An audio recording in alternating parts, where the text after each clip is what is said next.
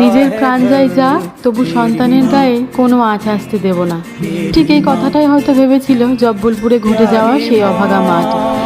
মায়েরা তার সন্তানের জন্য লড়াইটা শেষ নিঃশ্বাস অবধি যে চালিয়ে যেতে পারে, এই ঘটনাটা আবারও একটা দৃষ্টান্ত তৈরি করলো। গত 30শে এপ্রিল জব্বলপুরে যে ক্রুজ অ্যাক্সিডেন্টের মর্মান্তিক ঘটনাটি ঘটেছে, তাতে প্রাণ হারিয়েছে বহুজন।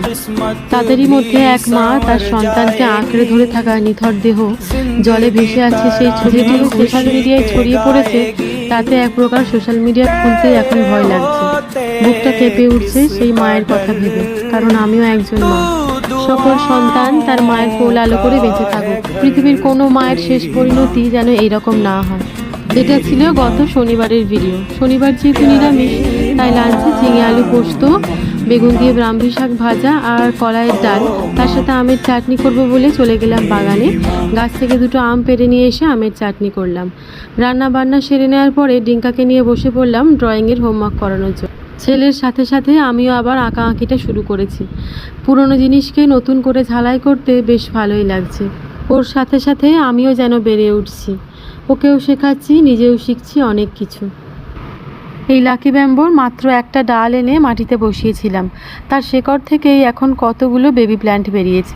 আমার ঘরে যে লাকি ব্যাম্বো প্ল্যান্টটা রাখা আছে, তার পাতাগুলো খসে খসে বেশ হালকা হয়ে গেছে।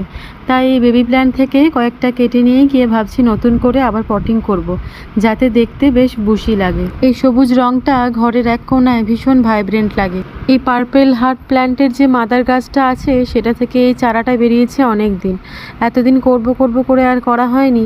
আজকে নতুন করে একে পটিং করে আজ বারান্দায় সাজিয়ে রাখলাম। আর এদিকে একজন যখনই দেখে মা বাগানের কাজে ব্যস্ত, সেই সুযোগে বাইরে বেরিয়ে খানিক ধুলো কাঁদা মেখে নেয়। যদিও আমি বারণ করি না, এই শৈশবে যদি গায়ে মাথায় একটু ধুলোই না লাগলো, তাহলে আর কিসের শৈশব। আমার বাগানের এই লাল পরীটিকে তোমরা আগের ব্লগে দেখেছো, এর যে কী রূপ ছিল, আর এখন দেখো কী অবস্থা। আসলে এই গাছটার পাশে যে নীল জবার গাছটা ছিল, তাতে অনেক দিন ধরেই মিলিবাগ ধরেছে। অনেক ওষুধ দিয়েছি, তাতেও ভালো হচ্ছে না। আর এই পোকার ছোঁয়া লেগে পাশের গাছটাও নষ্ট করে দিয়েছে। এই জন্যই বলে সঙ্গদোষ কতটা ভয়ঙ্কর। একা থাকো তবু ভুল সঙ্গে থেকে নিজেকে নষ্ট করে দিও না।